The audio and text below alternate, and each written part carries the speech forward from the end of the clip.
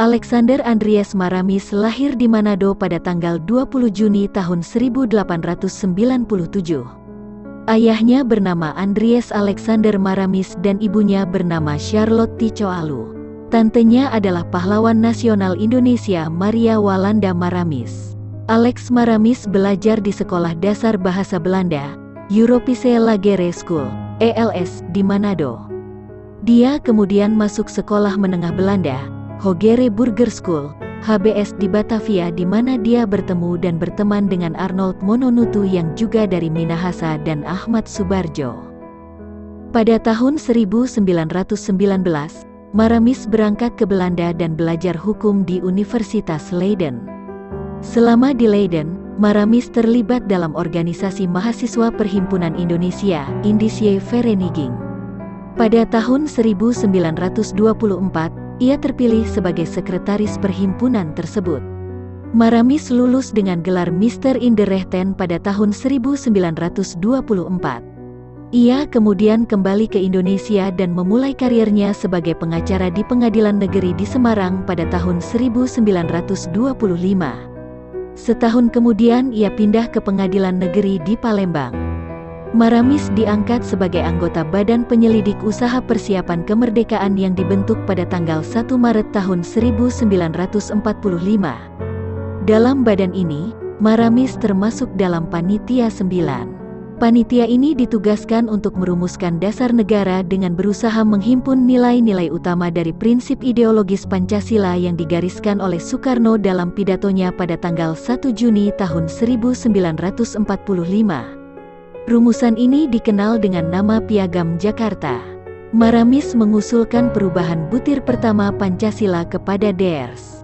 Muhammad Hatta setelah berkonsultasi dengan Toku Muhammad Hasan, Kasman Singodimedjo dan Ki Bagus Hadikusumo. Pada tanggal 11 Juli tahun 1945 dalam salah satu rapat pleno BPUPK, Maramis ditunjuk sebagai anggota panitia perancang Undang-Undang Dasar yang ditugaskan untuk membuat perubahan-perubahan tertentu sebelum disetujui oleh semua anggota BPUPK. Pada tahun 1976 bersama Hatta, A.G. Pringgodikdo, Sunario Sastrowardoyo, dan Subarjo, Maramis termasuk dalam yang ditugaskan Presiden Soeharto untuk mendokumentasikan perumusan Pancasila. Maramis diangkat sebagai Menteri Keuangan dalam Kabinet Indonesia pertama pada tanggal 26 September tahun 1945. Ia menggantikan Samsi Sastrawidakda yang pada awalnya diberi jabatan tersebut pada waktu kabinet dibentuk pada tanggal 2 September tahun 1945. Sastrawidakda mengundurkan diri setelah hanya menjabat selama 2 minggu karena sakitnya. Sastrawidakda adalah orang pertama yang ditunjuk sebagai Menteri Keuangan Indonesia, tetapi karena waktunya yang sangat singkat, Maramis dapat dianggap, secara de facto, sebagai Menteri Keuangan Indonesia pertama. Sebagai Menteri Keuangan, Maramis berperan penting dalam pengembangan dan pencetakan uang kertas Indonesia pertama atau Uang Republik Indonesia, ORI. Dibutuhkan waktu 1 tahun sebelum uang kertas ini bisa dikeluarkan secara resmi pada tanggal 30 Oktober tahun 1946. Nota-nota ini menggantikan uang kertas Jepang yang diedarkan oleh pemerintah Hindia Belanda, NICA. Uang dikeluarkan untuk denominasi 1, 5, dan 10 sen, dengan ditambah setengah, 1, 5, 10, dan 100 rupiah. Tanda tangan Maramis sebagai Menteri Keuangan terdapat dalam cetakan uang-uang kertas ini. Maramis menjabat sebagai Menteri Keuangan beberapa kali lagi, secara berurutan dalam Kabinet Amir Syarifuddin I pada tanggal 3 Juli tahun 1947, Kabinet Amir Syarifuddin II pada tanggal 12 November tahun 1947, dan Kabinet Hatta I pada tanggal 29 Januari tahun 1948. Pada tanggal 19 Desember tahun 1948, Belanda memulai agresi militer Belanda II pada saat pemerintahan Hatta. Soekarno, Hatta, dan pejabat pemerintahan lainnya yang berada di Yogyakarta ditangkap dan diasingkan ke Pulau Bangka. Maramis pada saat itu sedang berada di New Delhi, India. Dia menerima kawat dari Hatta sebelum Hatta ditangkap dengan instruksi untuk membentuk pemerintahan darurat di pengasingan di India seandainya Syafruddin Prawiranegara tidak dapat membentuk pemerintahan darurat di Sumatera. Prawiranegara mampu membentuk pemerintah darurat Republik Indonesia dan kabinet darurat di mana Maramis diangkat sebagai Menteri Luar Negeri. Setelah Soekarno dan Hatta dibebaskan, Prawiranegara mengembalikan pemerintahan kepada Hatta pada tanggal 13 Juli tahun 1949 dan Maramis kembali menjabat sebagai Menteri Keuangan. Di antara tahun 1950 dan 1960, Maramis pernah mewakili Indonesia sebagai duta besar untuk 4 negara, Filipina, Finlandia, Jerman Barat, dan Uni Soviet. Sebelumnya pada tanggal 1 Agustus tahun 1949, ia diangkat sebagai Duta Istimewa yang bertanggung jawab untuk mengawasi perwakilan-perwakilan Indonesia di luar negeri. Pada saat itu, perwakilan Indonesia terdapat di Bangkok, Canberra, Kabul, Kairo, Karachi, London, Manila, New Delhi, Penang, Rangoon, Singapura, Washington, DC, dan di Kantor Perserikatan Bangsa-Bangsa, PBB, di Lake Success di Amerika Serikat.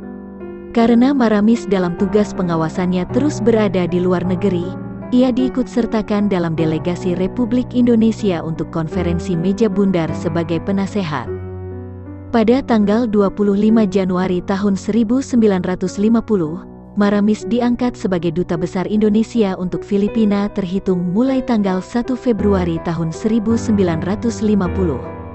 Maramis menjabat sebagai Duta Besar Indonesia di Manila selama 3 tahun. Pada tanggal 10 April tahun 1953, Maramis diangkat sebagai Duta Besar Indonesia untuk Jerman Barat terhitung mulai tanggal 1 Mei tahun 1953. Pada awal tahun 1956, Maramis kembali ke Jakarta dan menjabat sebagai Kepala Direktorat Asia Pasifik di Kementerian Luar Negeri. Jabatan ini hanya diembannya selama beberapa bulan, karena ia diberi tugas baru sebagai Duta Besar Indonesia untuk Uni Soviet terhitung tanggal 1 Oktober tahun 1956. 2 tahun kemudian, Maramis mendapat tugas perangkapan sebagai Duta Besar Indonesia untuk Finlandia dengan kedudukan tetap di Moskwa. Setelah menyelesaikan tugasnya sebagai Duta Besar untuk Uni Soviet dan Finlandia, Maramis dan keluarganya menetap di Swiss. Dia sedang menetap di Lugano pada saat sebelum dia kembali ke Indonesia pada tahun 1976. Setelah hampir 20 tahun tinggal di luar Indonesia, Maramis menyatakan keinginannya untuk kembali ke Indonesia. Pemerintah Indonesia mengatur agar ia bisa kembali dan pada tanggal 27 Juni tahun 1976 ia tiba di Jakarta. Di antara para penyambut di bandara adalah teman-teman lamanya Subarjo dan Mononutu, dan juga Rahmi Hatta, istri Muhammad Hatta. Pada bulan Mei tahun 1977, ia dirawat di rumah sakit setelah mengalami perdarahan. Maramis meninggal dunia pada tanggal 31 Juli tahun 1977 di Rumah Sakit Angkatan Darat Gatot Subroto, hanya 13 bulan setelah ia kembali ke Indonesia.